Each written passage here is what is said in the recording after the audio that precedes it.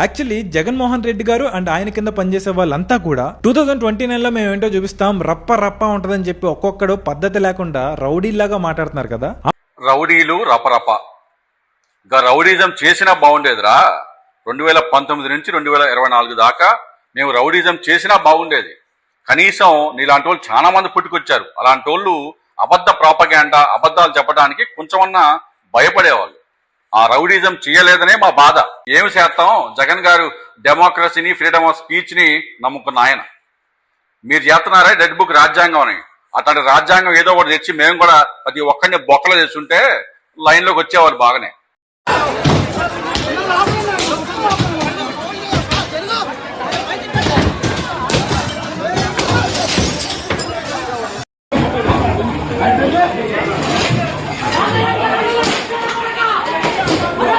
కానీ రౌడీలం మేము, రపరప మేము, శుద్ధపూసలం మీరు. Election commission official report 2024 elections తర్వాత వాళ్ళు ఇచ్చిన ఒఫీషియల్ ప్రెస్ రిలీజ్ ప్రకారం ఇప్పుడు ఉన్న జనసేన ఎమ్మెల్యేస్ లో 50% మంది మీద క్రిమినల్ కేసులు ఉన్నాయి. టీడీపీ, బీజేపీ అయితే మరీ ఘోరం. వాళ్ళకున్న ఇప్పుడు ప్రస్తుతం ఉన్న ఎమ్మెల్యేస్ లో 90% మంది ఎమ్మెల్యేస్ మీద క్రిమినల్ కేసులు ఉన్నాయి. కానీ రౌడీలం మేము, రపరప మేము, శుద్ధపూసలం మీరు. కాన్ఫిడెన్స్ ఏంటో తెలుసా? వాళ్ళకున్న మీడియా లేదా సోషల్ మీడియా నెట్వర్క్ గురించి కాదు, గ్రౌండ్ లెవెల్లో వీళ్ళ కోసం పనిచేసే పాస్టర్ నెట్వర్క్ ని చూసుకుని ఇలా చెలరేగిపోతున్నారు. పాస్టర్ నెట్వర్క్ ని చూసి చెలరేగిపోతున్నారా? సిగ్గుందా ఇలా మాట్లాడటానికి? ఒక మతం మీద ఇంత విషం చెమ్మటానికి, ఒక మతాన్ని ఇంత తక్కువ చేసి మాట్లాడటానికి సిగ్గుందా అంట. అంటే క్రైస్తవులు ఎవరు జనసేనకు కానీ, బీజేపీకి కానీ, లేకపోతే తెలుగుదేశం పార్టీకి కానీ ఎవరు ఓటు వేయలేదా? ఇటువంటి వెధవల్ని, గాలి మాటలు మాట్లాడే వెధవల్ని ఎవిడెన్స్ ఇచ్చేదాకా ప్రతి పోలీస్ స్టేషన్ తిప్పాలా, ఎరగదీయాలా? బికాజ్ వాళ్ళకి ఒఫీషియల్ రికార్డ్స్ ప్రకారమే వీళ్ళు క్రియేట్ చేసిన కార్పొరేషన్ కి 10,000కు పైగా చర్చెస్ నుంచి అప్లికేషన్స్ పంపించారు.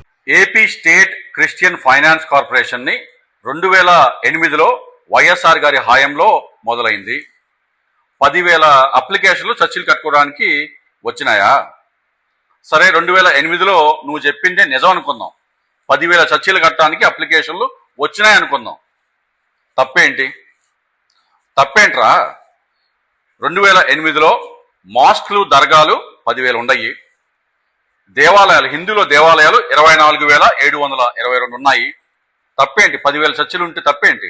ఇంకోటి, నువ్వు చెప్పినట్టు చర్చిలు కట్టడానికి 10,000 అప్లికేషన్లు వచ్చినట్టు ఒక్క ఆధారం ఉందా?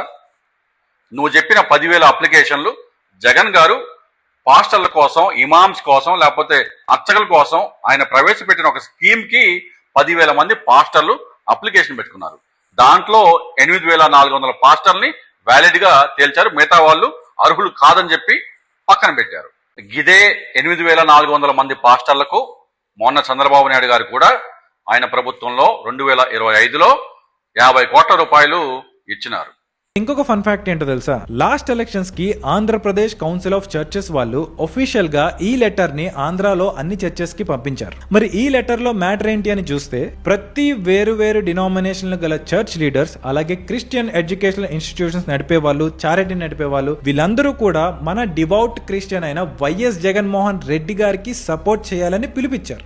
అయితే వాళ్ళు చెప్పినట్టు క్రైస్తవులందరూ, ఈ రాష్ట్రంలో ఉన్న క్రైస్తవులందరూ వాళ్ళ మాటలకు తల వంచి శిరస వహించి క్రైస్తవులందరూ జగన్ గారికే ఓటు వేశారా? ఒక్క ఓటు కూడా జనసేనకు కానీ, లేకపోతే టీడీపీకి కానీ, బీజేపీకి కానీ క్రైస్తవులు ఎవరు ఓటు వేయలేదా? ఎంతమంది దీని గురించి మాట్లాడుతున్నారు? ఇది మత రాజకీయం కాదా? జగన్ గారు ఏనాడైనా ఒక మతాన్ని ప్రస్తావించారా? ఒక్క వీడియో ఉంటే చూపించరా? అసలు మత రాజకీయం అంటే ఏందిరా? మతాల మధ్య చిచ్చు పెట్టి తిరుమల లడ్డూ లాంటి ఇష్యూస్ తోటి భయాన్ని సృష్టించి మత రాజకీయం చేసింది ఎవర్రా అన్నది? ఎవర్రా పెద్ద గరిసి I am un unapologetic Sanatana Hindu అని అన్నది ఎవరు? Who cares if you are un unapologetic Hindu? The Constitution of India gives every citizen the right to be un unapologetic Muslim, an unapologetic Hindu, an unapologetic Christian, an unapologetic Sikh, an unapologetic Jain, every religion. Your religion is your private matter. Your faith is your private matter. All we care about is the public responsibility. కేవలం Sunday prayers K on an average church కి 100 నుండి 150 మంది వెళ్తున్నారు. అలా calculate చేసి చూసినా 10 లక్షల నుంచి 30 లక్షల మంది ఉండే ఛాన్స్ ఉంది. మన రాష్ట్రంలో క్రైస్తవుల జనాభా 10 లక్షల నుంచి 30 లక్షల వరకు ఉండే ఆస్కారం ఉందని చెప్తా ఉన్నావు. సరే, నీ ఆనందం కోసం కాసేపు ఆ మాక్సిమం నంబర్ తీసుకుందాం. 30 లక్షల మంది క్రైస్తవ జనాభా ఉంది అనుకుందాం. ఆ 30 లక్షల మందిలో ఓటు హక్కు కలిగిన వాళ్ళు ఒక 20 లక్షల మంది ఉంటారా? పిల్లా జల్లా తీసేస్తే ఆ 20 లక్షల మందిలో ఓటర్ టర్న్అవుట్ ఒక 70%, అంటే ఒక 16 లక్షల మంది ఓట్లు వేశారనుకుందాం. టీడీపీకి ఒక్క ఓటు కూడా మళ్ళా ఏంది, మన సారిపల్ల మహాసేన్ రాజేష్ ఓటు కూడా జగన్కే పడింది అనుకున్నాం.